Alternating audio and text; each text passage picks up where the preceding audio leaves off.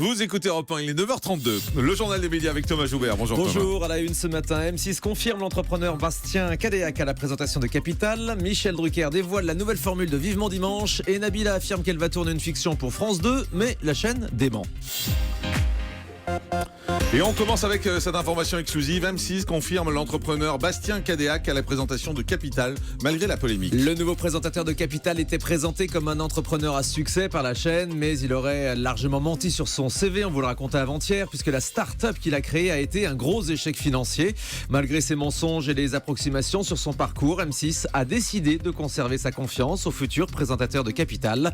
Il sera bien à la tête de l'émission économique à la rentrée.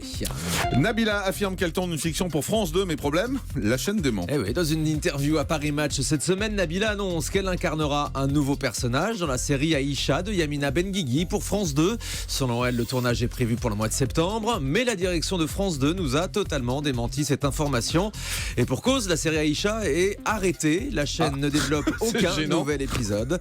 France 2 affirme ne pas comprendre la déclaration de Nabila et évoque une possible confusion. Michel Drucker dévoile les nouveautés de Vivement Dimanche à la rentrée sur France 2. Vous le savez, Michel Drucker abandonne son émission de l'après-midi pour se concentrer sur l'Access Prime Time avec une émission rallongée de 18h à 20h et l'animateur a dévoilé le contenu de cette nouvelle tranche à nos confrères de Télé 2 Semaines.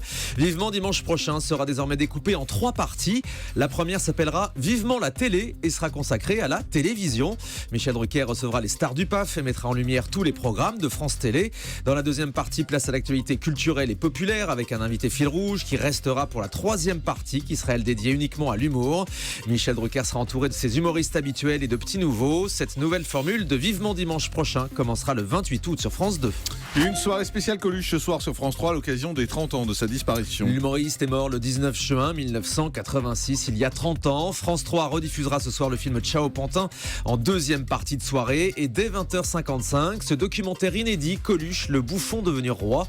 L'un des réalisateurs, Didier Varro, nous explique la différence entre son documentaire et tous les autres déjà vus sur les autres chaînes.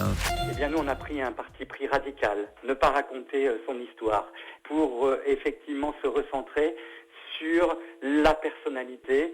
On est parti du roi de la scène, puisque Coluche a d'abord provoqué une secousse dans le monde du spectacle. Dans les années 80, il est aussi le roi de la provoque. On dit que c'est lui qui, quelque part, a inventé le buzz. Et on finit par cette formule un peu provocatrice, le roi des marginaux, puisque ça illustre la fin de sa carrière avec l'initiative des Restos du Cœur qui vont faire de lui une figure presque sanctifiée. Giroud quitte Canal+, arrive sur l'équipe 21. L'ex-entraîneur de football devrait faire ses débuts sur la chaîne d'infos sportives dès samedi pour le début de l'Euro. Giroud explique ce matin dans Le Parisien qu'il n'a pas démissionné de Canal+, où il était consultant, mais que son contrat arrivait à son terme. Son départ du service des sports de Canal intervient après ceux de Christophe Dugarry et de Grégoire Margoton. Les sociétés des journalistes de France Télé, toujours très remontées contre la future chaîne d'infos publiques. Dans un communiqué publié hier, les journalistes de France 2, France 3 et du site France TV Info estiment carrément que la chaîne d'infos publique n'est pas viable, et ce à moins de 2 mois de son lancement. Les SDJ soulignent que le flou le plus total demeure quant à la manière dont les journalistes de France Télé et de Radio France vont devoir collaborer. Ils ignorent toujours si les reporters de France 2, de France 3 et de la radio France Info devront assurer des duplex pour la chaîne d'info. Incertitude enfin sur le nom de la chaîne qui doit s'appeler France Info mais qui n'a toujours pas été confirmé. Les Anges vont jouer les prolongations fin juin sur Énergie 12. Oui, quand il y en a plus, il y en a encore. Après la fin de la saison 8 à Hawaï, prévue le 24 juin, Énergie 12 a prévu une semaine supplémentaire du 27 juin au 1er juillet. La chaîne organisera les retrouvailles des candidats dans un loft à Paris.